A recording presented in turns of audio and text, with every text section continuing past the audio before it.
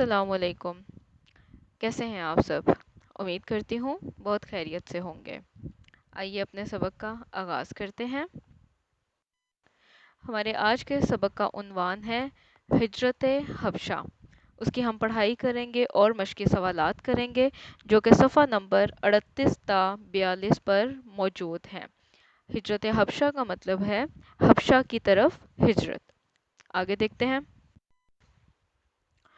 آمادگی کے لیے طلباء سے پوچھا جائے گا کہ اللہ تعالیٰ کے حقوق کون کون سے ہیں اور ہم کیسے اپنا فرض ادا کر سکتے ہیں۔ ہاں جی، اللہ تعالیٰ کے حقوق ہیں کہ اللہ تعالیٰ کو ایک مانا جائے، اللہ تعالیٰ سے ہی مدد طلب کی جائے، اللہ تعالیٰ پر ہی بھروسہ کیا جائے، اللہ تعالیٰ نے جن چیزوں کو حلال قرار دیا ہے انہیں حلال جانے اور جن کو حرام قرار دیا ہے انہیں حرام جانے، اور بھی بہت سے حقوق ہیں۔ اور ہم کیسے اپنا فرض ادا کر سکتے ہیں؟ جی ہاں، ہم اللہ تعالیٰ کے حقوق پر عمل کر کے، مطلب اللہ تعالیٰ کے حقوق کو ادا کر کے، اللہ تعالیٰ کی بات کو مان کر، اور جتنے بھی ہمارے ارکان اسلام ہیں ان پر عمل کر کے اپنا فرض ادا کر سکتے ہیں۔ آگے دیکھتے ہیں۔ مقاصد ہیں آج کے سبق کے آخر میں طلباء اس قابل ہو سکیں گے کہ ہجرت کے معنی و مفہوم سے آگاہ ہوں گے، پہلی اور دوسری ہجرت کے بارے میں جان سکیں گے، ہجرت کی اہمیت سے آگاہ ہوں گے، خود سے سوالات کے جوابات دے سکیں گے اور تحلیلی صلاحیت بہتر ہوگی۔ پہلے دیکھ لیتے ہیں کہ ہجرت کے معنی کیا ہیں۔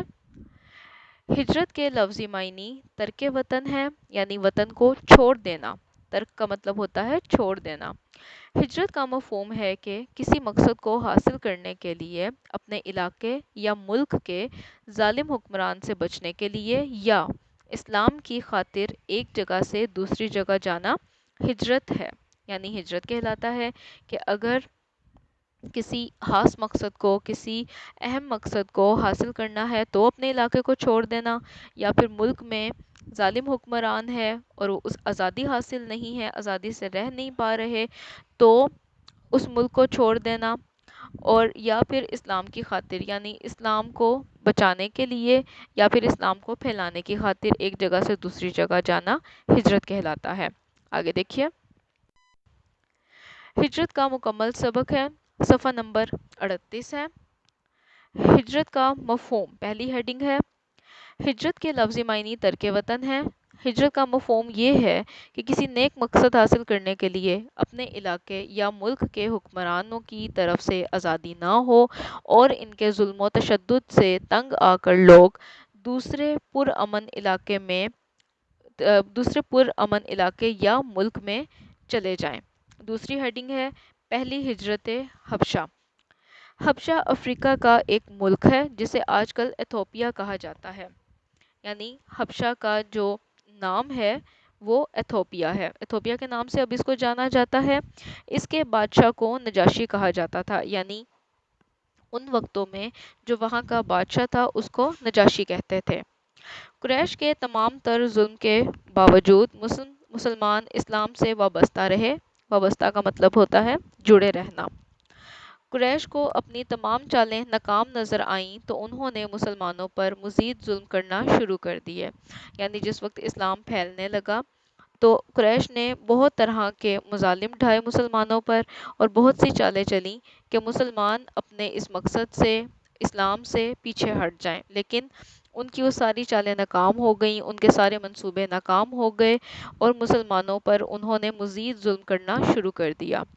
حضور اکرم صلی اللہ علیہ وآلہ وسلم نے محسوس کیا کہ ایسے سخت حالات میں مسلمانوں کے لیے اسلامی تعلیمات کے مطابق زندگی بسر کرنا مشکل ہوتا جا رہا ہے۔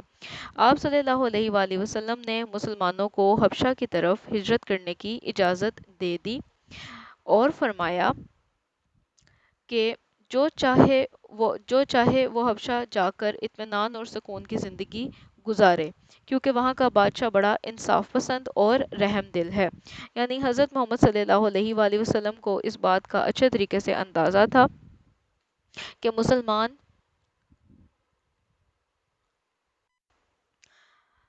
اگلا صفحہ ہے، صفحہ نمبر 39، مسلمانوں کو حبشہ کی طرف ہجرت کرنے کی اجازت دے دی اور فرمایا کہ جو چاہے وہ حبشہ جا کر اطمینان اور سکون کی زندگی گزارے، کیونکہ وہاں کا بادشاہ بڑا انصاف پسند اور رحم دل ہے۔ حضرت محمد صلی اللہ علیہ وآلہ وسلم تمام حالات و واقعات سے واقف تھے اور جانتے تھے کہ مسلمانوں کا مکہ میں رہنا بہت مشکل ہو گیا ہے، تو انہوں نے مسلمانوں کو حبشہ کی طرف جانے کی اجازت دے دی۔ آگے دیکھیں، چنانچہ حضور اکرم صلی اللہ علیہ وآلہ وسلم کی اجازت سے 11 مرد اور 4 عورتوں نے حبشہ کی طرف ہجرت کی، یعنی یہ حبشہ کی طرف پہلی ہجرت تھی اور اس میں 11 مرد تھے اور 4 عورتیں تھیں۔ ان مہاجرین میں حضرت عثمان رضی اللہ تعالیٰ عنہ اور ان کی زوجہ محترمہ حضرت رقیہ رضی اللہ تعالیٰ عنہا بھی شامل تھے۔ یہ حبشہ کی طرف پہلی ہجرت تھی۔ یہ نبوت کا 5واں سال تھا۔ نبوت کا 5واں سال تھا، حبشہ کی پہلی ہجرت تھی، 11 مرد تھے اور 4 عورتیں شامل تھیں ان میں، اور حضرت عثمان رضی اللہ تعالیٰ عنہ اور ان کی زوجہ بھی اس میں شامل تھے، اور مہینہ تھا رجب کا مہینہ تھا۔ حبشہ کی طرف اور مسلمان بھی جانے لگے۔ کچھ عرصے کے بعد یہ خبر پھیل گئی کہ مکہ والے سب مسلمان ہو گئے ہیں۔ مسلمان حبشہ سے واپس آ گئے، لیکن مکہ پہنچ کر پتہ چلا کہ یہ خبر غلط تھی۔ اصل میں یہ خبر کفار کی طرف سے پھیلائی گئی تھی کہ مکہ میں تمام لوگوں نے اسلام قبول کر لیا ہے، تو یہ خبر جب حبشہ کے مسلمانوں کو بھی پہنچی تو وہ واپس آ گئے، لیکن واپس آنے کے بعد پتہ لگا کہ یہ خبر غلط ہے، جب اب کفار مکہ کا ظلم پہلے سے بھی بڑھ گیا۔ اگلی ہیڈنگ ہے دوسری ہجرت حبشہ۔ تھوڑے عرصے کے بعد قریش کے ظلم و ستم سے تنگ آ کر مسلمانوں نے دوبارہ حبشہ کی طرف ہجرت کی۔ اس مرتبہ 83 مردوں اور 19 عورتوں نے ہجرت کی۔ قریش کو جب مسلمانوں کی روانگی کا علم ہوا، مسلمانوں کی روانگی کا مطلب مسلمانوں کے جانے کا جب ان کو علم ہوا تو وہ غصے میں آ گئے۔ انہوں نے مسلمانوں کا پیچھا کیا، لیکن مسلمانوں کو حبشہ جانے والے ایک تیار جہاز مل گیا، یعنی حبشہ کی طرف ایک تیار جہاز جو جانے والا تھا، تیار تھا وہ جانے کے لیے، اور جہاز کے ذریعے سے سفر ہوا تو اس میں مسلمان سوار ہو گئے۔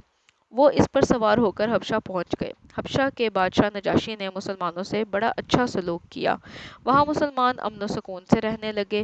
یہ حبشہ کی طرف دوسری ہجرت تھی اور نبوت کا 6واں سال تھا۔ پہلی ہجرت حبشہ نبوت کے 5ویں سال میں ہوئی تھی، جبکہ دوسری ہجرت حبشہ 6 سال میں ہوئی تھی، اور اس مرتبہ 83 مرد اور 19 عورتیں شامل تھیں۔ اگلا پیراگراف دیکھیں، مسلمانوں کے مکہ کے کافروں سے یہ صورتحال برداشت نہ ہوئی، یعنی جب انہوں نے یہ دیکھا کہ پھر سے مسلمانوں نے حبشہ کی طرف ہجرت کر لی ہے تو ان سے یہ برداشت نہ ہوا۔ انہوں نے تحفے دے کر ایک وفد کا مطلب ہوتا ہے گروپ، ایک وفد نجاشی کے پاس بھیجا۔ وفد نے نجاشی سے کہا، یعنی وہاں کا جو بادشاہ تھا اس سے انہوں نے کہا کہ ہمارے ملک سے چند لوگ بھاگ کر یہاں آئے ہیں، جنہوں نے اپنے باپ دادا کا دین چھوڑ کر ایک نیا دین اختیار کر لیا ہے، وہ آپ کے دین کے بھی مخالف ہیں، آپ ان لوگوں کو ہمارے حوالے کر دیں۔ یہ بات سن کر نجاشی نے مسلمانوں کو دربار میں بلایا اور ان سے صورتحال کی وضاحت چاہی، یعنی ان سے پوچھا کہ کیا یہ بات درست ہے۔ اگلا پیراگراف، نجاشی کے سوالات کے جوابات میں مسلمانوں کی طرف سے حضرت جعفر طیار رضی اللہ تعالیٰ عنہ نے ایک بڑی پر اثر تقریر کی۔ پر اثر کا مطلب ہوتا ہے اثر رکھنے والی۔ آپ رضی اللہ تعالیٰ عنہ نے فرمایا، اے بادشاہ، ہم لوگ جاہل تھے، بتوں کی پوجا کرتے تھے، مردار کھاتے تھے، یعنی مرے ہوئے جانور کا گوشت کھاتے تھے، گناہوں کے عادی تھے اور پڑوسیوں کا حق مارتے تھے، جو طاقتور ہوتا وہ کمزور پر ظلم کرتا، ہم ایسی ہی حالت میں، اگلا صفحہ دیکھیے، صفحہ نمبر 40، ہم ایسی ہی حالت میں تھے جب اللہ تعالیٰ نے ہم پر کرم کیا، ہم میں اپنا رسول بھیجا جس کے نسب، شرافت اور امانت و دیانت سے ہم سب اچھی طرح واقف تھے۔ اس نے ہمیں اللہ تعالیٰ کے سچے دین کی طرف بلایا، یعنی یہ حضرت محمد صلی اللہ علیہ وآلہ وسلم کے بارے میں بات ہو رہی ہے۔ आगे देखें तीसरी लाइन, बुत परस्ती और शिर्क से मना किया, यानी बुत परस्ती करने से, बुतों की पूजा करने से और अल्लाह ताला के साथ किसी दूसरे को शरीक ठहराने से मना किया। नमाज, रोज़ा और ज़कात का हुक्म दिया। पाक दामनी और सिला रहमी की तालीम दी, यानी पाक दामन रहने की और दूसरों से, रिश्तेदारों से, पड़ोसियों से सबसे अच्छा सलूक करने की तालीम दी। हम उस नबी सल्लल्लाहु अलैहि वसल्लम पर ईमान ले आए, शिर्क और बुत परस्ती छोड़ दी, तमाम बुरे अमाल छोड़ दिए। इसी वजह से हमारी कौम हमारी दुश्मन हो गई है। वो चाहती है कि हम इसी गुमराही की तरफ फिर वापस चले जाएं। हम इनके मजालिम से तंग आकर अपने मुल्क से निकलकर आपके मुल्क में आ गए हैं।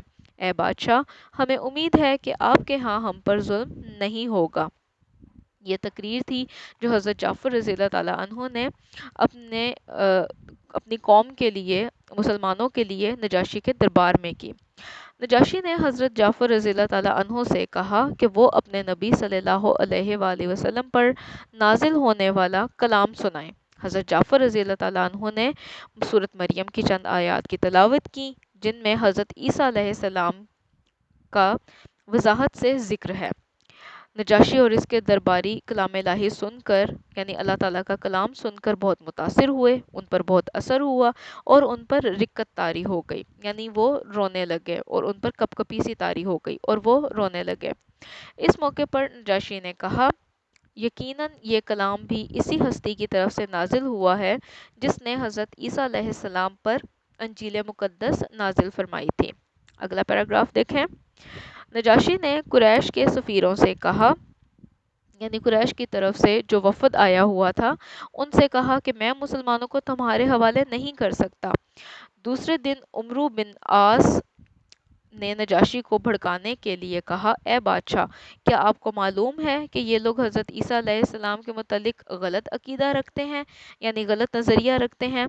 इस पर मुसलमानों को दोबारा दरबार में बुलाया गया तो हज़रत जाफ़र रज़ी अल्लाह ताला अन्हु नहायत एतमाद से जवाब दिया कि हज़रत ईसा अलैहिस्सलाम अल्लाह के बंदे हैं, इसके पैगंबर और रूह अल्लाह है। इनकी वालदा मरियम अलैहिस्सलाम नेक और पाक दामन औरत थीं। हज़रत ईसा अलैहिस्सलाम और आप अलैहिस्सलाम की वालदा के बारे में सच्ची बातें सुनकर नजाशी ने एक तिनका ज़मीन से उठाया और कहा, खुदा की कसम, हज़रत ईसा अलैहिस्सलाम बिल्कुल ऐसे ही थे जैसे कि बयान किया गया है, एक तिनके के बराबर भी इससे ज़्यादा ना थे। बाद में नजाशी ने इस्लाम कबूल कर लिया, यानी उस पे हज़रत जाफ़र रज़ी अल्लाह ताला अन्हु की बातों का इतना असर हुआ और वो इस्लाम से इतना मुतासिर हुआ कि उसने इस्लाम कबूल कर लिया। इस तरह कुरैश का ये वफ़द अपने मकसद में नाकाम वापस हुआ और मुसलमान अमनो इत्मीनान से रहने लगे। आगे देखिए। आने वाले सवालात के जवाबात सोच कर लिखें, यानी जो सवालात आपके सामने आएंगे उनको सोच कर कॉपी में लिखना है। मशकी सवालात हैं। दिए गए सवालात के जवाबात लिखें। हिजरत से क्या मुराद है? हिजरत के मायने बताने हैं और हिजरत की तारीफ बतानी है। सफ़ा नंबर 38, हेडिंग है हिजरत का मफ़हूम। हिजरत के लफ्ज़ी मायने तर्क वतन है। हिजरत का मफ़हूम आप मुख्तसरन भी लिख सकते हैं कि किसी नेक मकसद को हासिल करने के लिए, या मुल्क के हुक्मरान की तरफ से आज़ादी ना हो तो उसके जुल्म से बचने के लिए, या फिर इस्लाम की खातिर दूसरे मुल्क हिजरत कर लेना, दूसरे मुल्क चले जाना। दूसरा सवाल देखें। दूसरी हिजरत हबशा में कितने मुसलमान शामिल थे? यानी आपने मर्दों और औरतों की तादाद बतानी है कि दूसरी हिजरत हबशा में कितने मुसलमान शामिल थे। सफ़ा नंबर 39, दूसरी हेडिंग, दूसरी हिजरत हबशा, और उसकी दूसरी लाइन में इसका जवाब लिखा गया है, 83 मर्दों और 19 औरतों ने हिजरत की। आप जवाब लिखेंगे, दूसरी हिजरत हबशा में 83 मर्द और 19 औरतें शामिल थीं। सवाल नंबर 3 देखें। नजाशी ने हज़रत ईसा अलैहिस्सलाम के बारे में क्या कहा? नजाशी ने कहा, यकीनन ये कलाम भी इसी हस्ती की तरफ से नाजिल हुआ है جس نے حضرت عیسیٰ علیہ السلام پر انجیل مقدس نازل فرمائی۔ صفحہ نمبر 40 ہے، دوسرا پیراگراف اور اس کی چوتھی لائن۔ جواب دوبارہ سنیں۔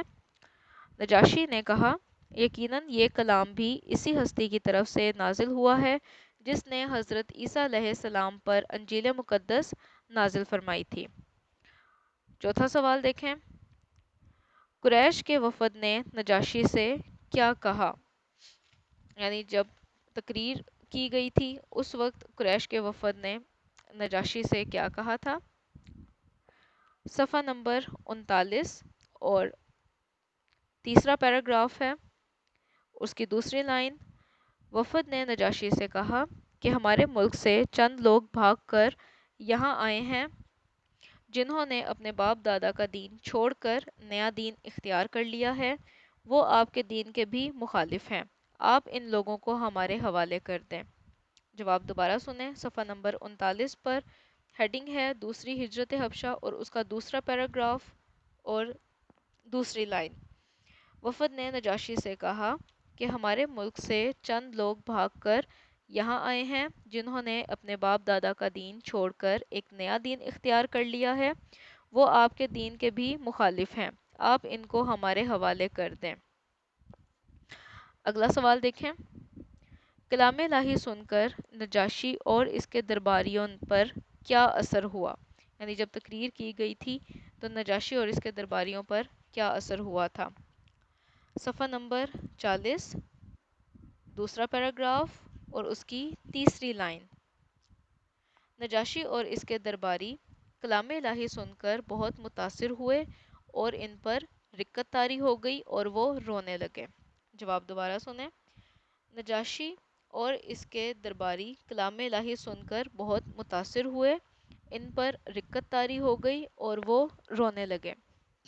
نوٹ دیا گیا ہے، مندرجہ بالا سوالات کے جوابات کاپی پر حل کیے جائیں گے۔ معروضی سوالات ہیں صفحہ نمبر 41 اور 42 پر، سوال نمبر 2، سوال نمبر 3 اور سوال نمبر 4۔ سوال نمبر 2 پر خالی جگہ پر کریں۔ سوال نمبر 3، درست جواب پر ٹک کا نشان لگائیں۔ سوال نمبر 4، کالم الف کو کالم ب سے ملائیں۔ نوٹ دیا گیا ہے، معروضی کا کام صرف کتاب پر کیا جائے گا۔ اگلا صفحہ ہے صفحہ نمبر 39 کہ مسلمانوں کو حبشہ کی طرف ہجرت کرنے کی اجازت دے دی اور فرمایا کہ جو چاہے وہ حبشہ جا کر اطمینان اور سکون کی زندگی گزارے کیونکہ وہاں کا بادشاہ بڑا انصاف پسند اور رحم دل ہے۔ حضرت محمد صلی اللہ علیہ وآلہ وسلم تمام حالات و واقعات سے واقف تھے اور جانتے تھے کہ مسلمانوں کا مکہ میں رہنا بہت مشکل ہو گیا ہے، تو انہوں نے مسلمانوں کو حبشہ کی طرف جانے کی اجازت دے دی۔ آگے دیکھیں۔ امید کرتی ہوں سبق بہت اچھے سے آپ کو سمجھ آ گیا ہوگا۔ اپنا بہت خیال رکھیے گا۔ خدا حافظ۔